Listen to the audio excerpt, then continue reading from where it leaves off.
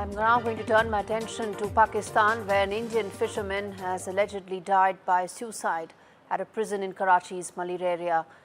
The report claimed that the Indian fishermen are often detained for illegal fishing, as some maritime boundaries are poorly marked.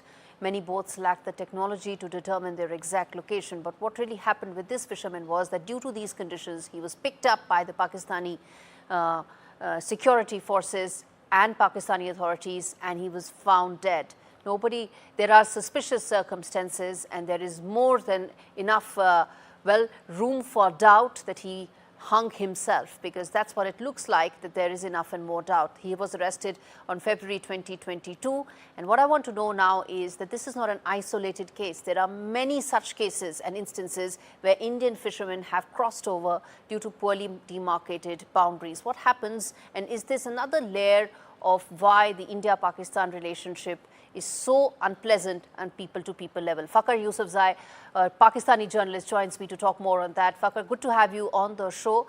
The fact is, it's an unfortunate incident, but it's not an isolated incident, is it? You're absolutely right. Actually, this fisherman was arrested in 2022, almost 3 years ago. This is unfortunate, and I think so both the country should think about it, and especially whenever you arrest someone, the fisherman, by the Pakistani authorities or by the Indian authorities, of course you should provide a good atmosphere to them. If they are in prison, but it doesn't mean they are human. If you are not providing a good atmosphere or a place where they can live easily, then why you are arresting them? A fisherman, I think so. This is not a crime if someone cross a line where he is going for a fishing and you arrest them. I think so. Both the country should set on this issue.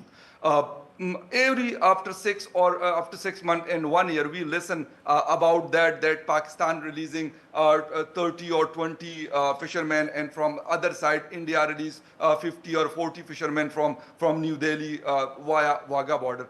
I don't know why you are treating like but this Fakhar, to each other.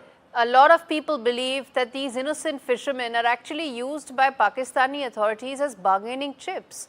There are several instances when they've even completed their sentences but still have not been released because they're being used as bargaining chips.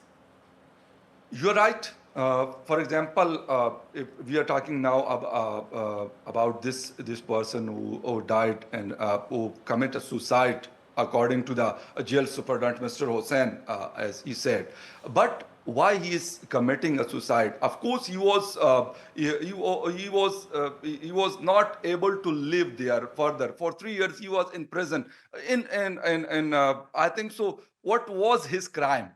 He was a fisherman. He was not a spy. He was not a soldier. He was fighting for India, and he crossed the border, and Pakistani authority arrest them. I think so. We shouldn't use. I'm talking about the Pakistan. We shouldn't use the ordinary person for bargaining or something. What we are gaining from this? If we arrest the 50 or 100 or more than that, the fishermen, and we keep them in a prison, what we are gaining from that?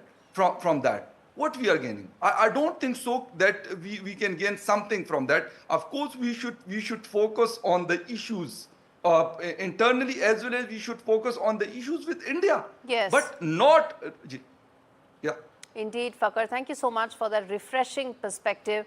Candid, as always, and refreshing. Thanks much for joining me.